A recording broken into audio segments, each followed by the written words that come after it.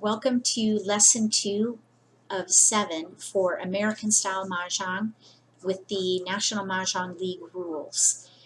Hopefully you watched the previous video, which introduced you to the tiles and to the different sets that are used. And when I say sets, I mean a single tile, a pair, which is 2 of a kind, and then a 3 of a kind, which is a pung, 4 of a kind, which is a kong, and then 5 of a kind, which is a quint.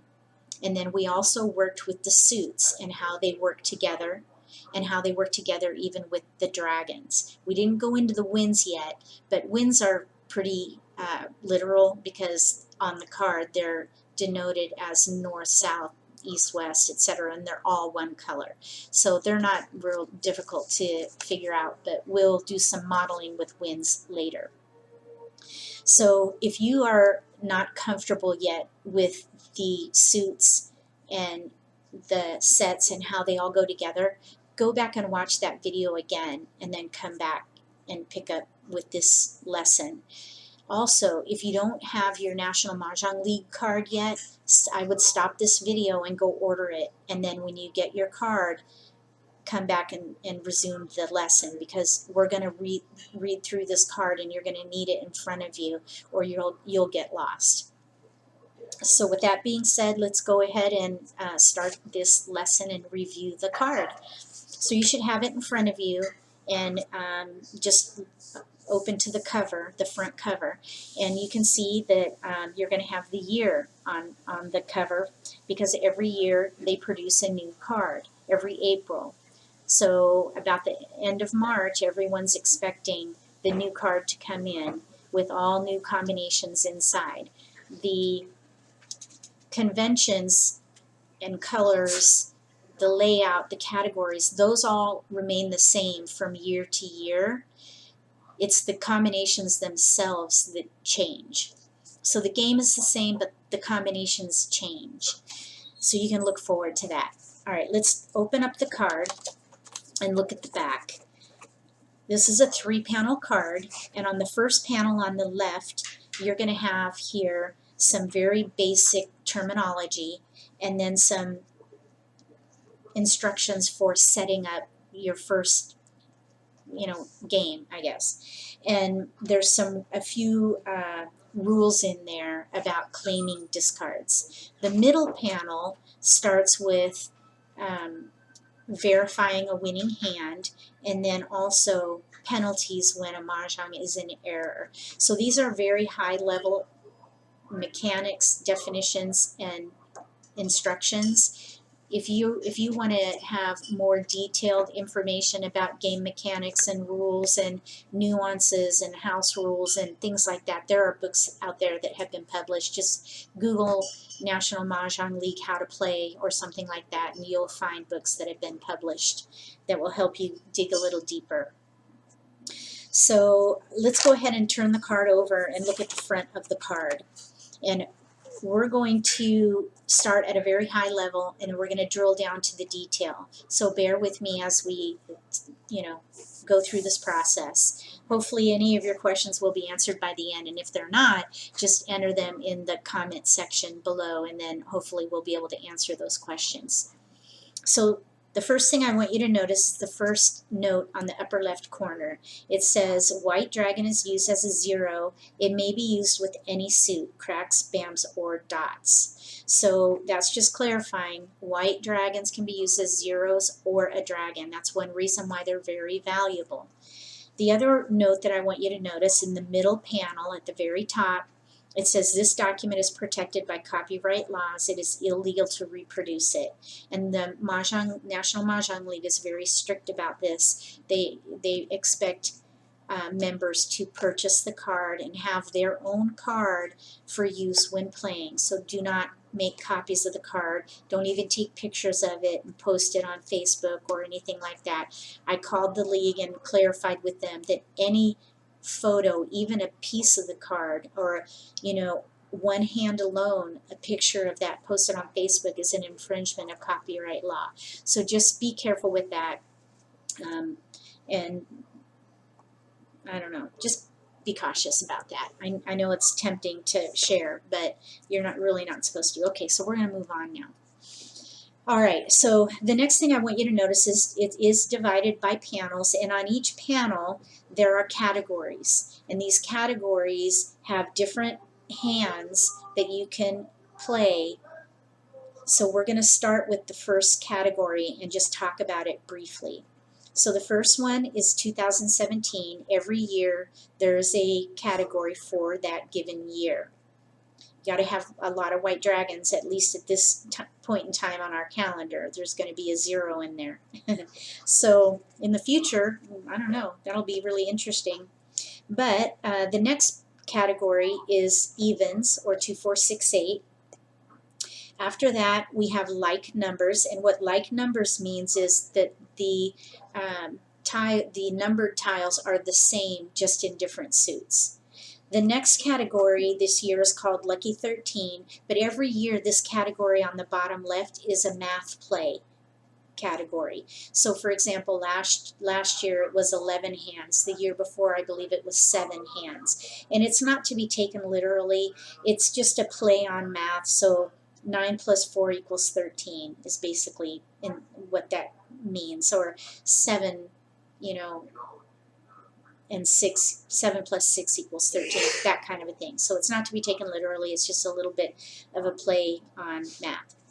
So in the middle panel we have quints. That category is for all 5 of a kind.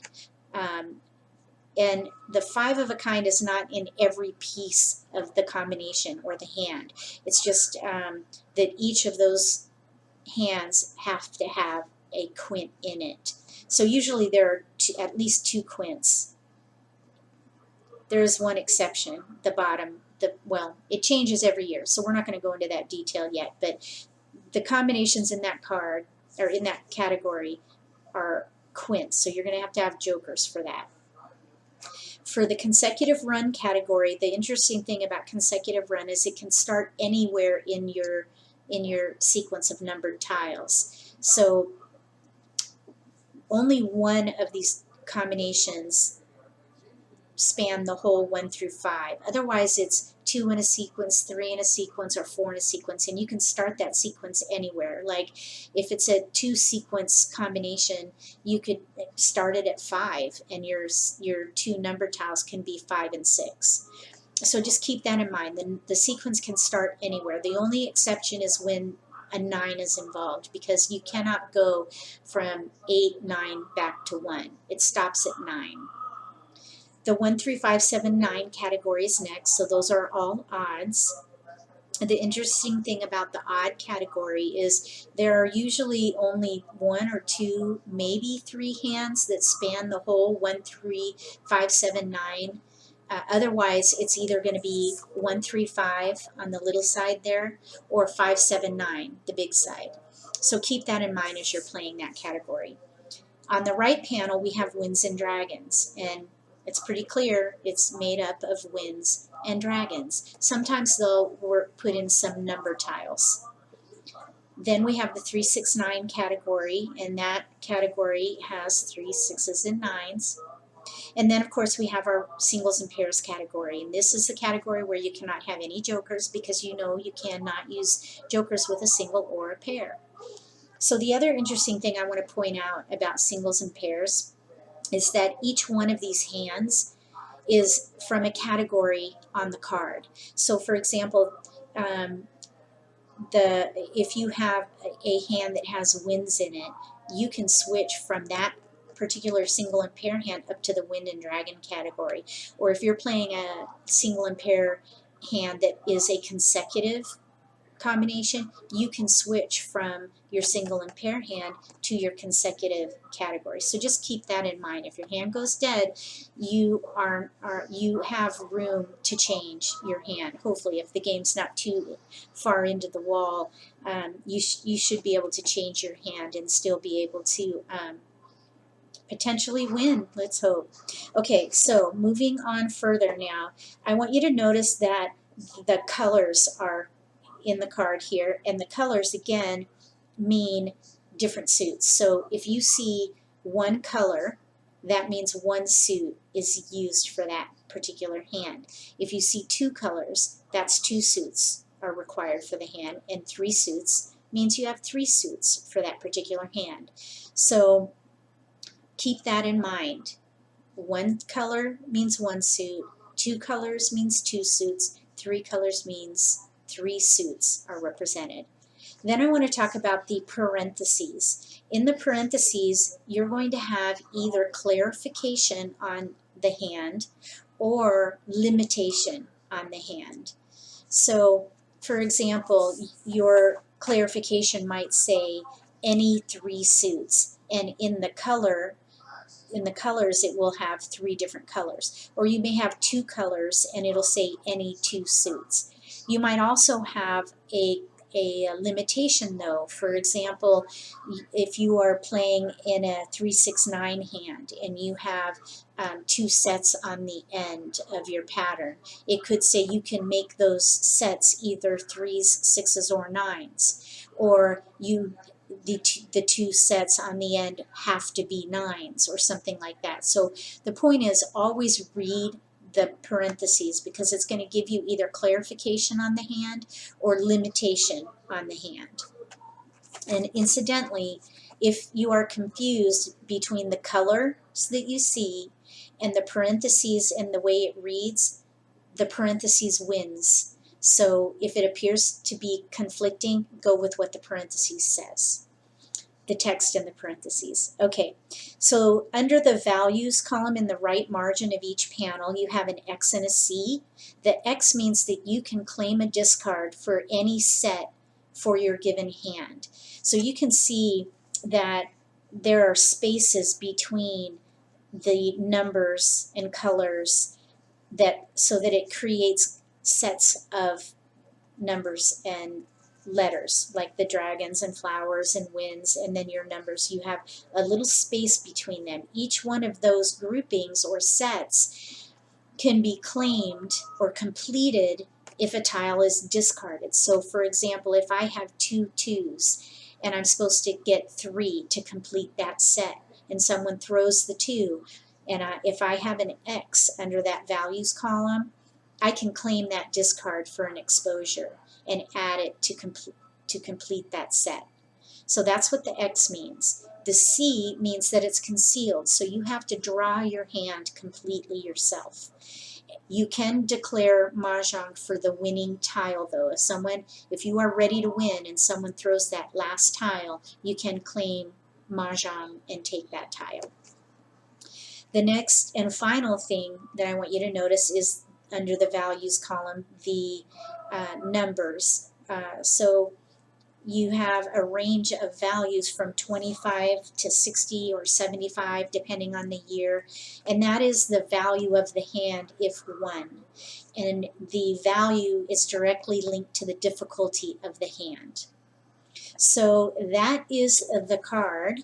If you have any questions about it, please put them in the comment section below, and look for another video on the year for detail level information. There are a lot of nuances for certain combinations. I don't want to go into them now because I want this video to be useful for every year, no matter what. So look for another video for your given year to go into the hands specifically if you're looking for that kind of information. The next lesson that we do will be modeling some of these hands. So we'll actually be working specifically with the 2017 card in this case. But the lesson, or the modeling exercise, can be utilized no matter what year it is. It's just the examples that we're going to be using are going to be specific to 2017. You can apply the methodology though to any year. So look forward to that, and I'll see you at the next lesson.